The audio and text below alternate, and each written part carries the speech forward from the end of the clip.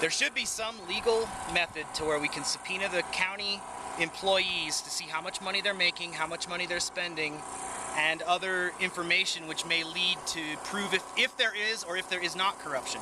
Because that seems like a pretty pressing thing, you know. Is there corruption? Is there not? If there's not, then maybe they, in their hearts, believe they're doing the right thing. And if that's the case, maybe we can talk to them. Maybe we can come to an agreement. But if they are corrupt, then there's no possible way that we can come to an agreement. And then that's going to have to be addressed in higher courts. And that's our duty as citizens of the county. If we care about our land, we all came out here with a dream.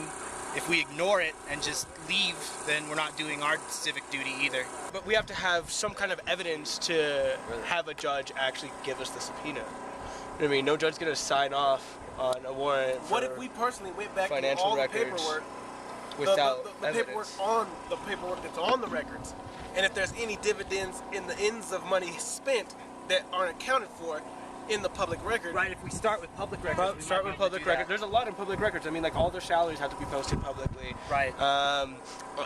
Like, the entire budget has to be posted publicly, and where the money goes at the end of every year has to be posted, whether it stayed within budget or not, or, you know, stuff like that. There was a sheriff in Utah who was embezzling and sleeping with inmates and everything, and he lost his job. But for years everybody was terrified of him because he was related to half the town and nobody wanted to touch him. They were either in cahoots with him or terrified of him, but he did lose his job. They're public officials. We could vote him out. There's nothing saying that enough of us can't get together, and I elect Alex for county commissioner next year and Michael over there for zoning board. You know, we could use our vote. There are ways to fight them. It's not an impossible fight. No, not at all. I mean, I think at first, just making them aware of what their actual duty to us is. If they don't want to play a game, then yeah, that's fine. We'll exercise our rights, get them out of office, get someone who understands what their duty actually is as public servants. Right. You know what I mean? Like, they're here to represent the interests of the citizens within their county, and if they're misrepresenting those interests, then we have the right to take them to state court and exercise our rights to get them out of office. Well, just kind of like talking to people like they're humans, and well, right. And we have to treat them the same way. We can't treat them like some authority figure above us. We have to treat them like humans and work together to come up with creative solutions for the issues that they're trying to address.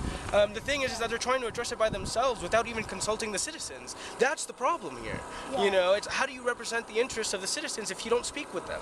I was having this conversation with Ms. Lobato online earlier, and she's a realtor in Miami, and her family grew up here, and she's like, oh man, I loved it when I was growing up, and there were horses, and it was so free, and I was like, and she's like, at first I didn't like living under the rules, but I kind of understand them. And I guess the thing is that we're 7 billion on this earth right now, so there's not really anywhere left. Like, this traditionally used to be one of the places you'd go if you'd want to have no one around, and it's like, it seems like there's going to be a lot more people here in the next couple of years. There's like nowhere really left to go that is pure frontier, hardly, and what very little there is we really need to protect for environmental reasons.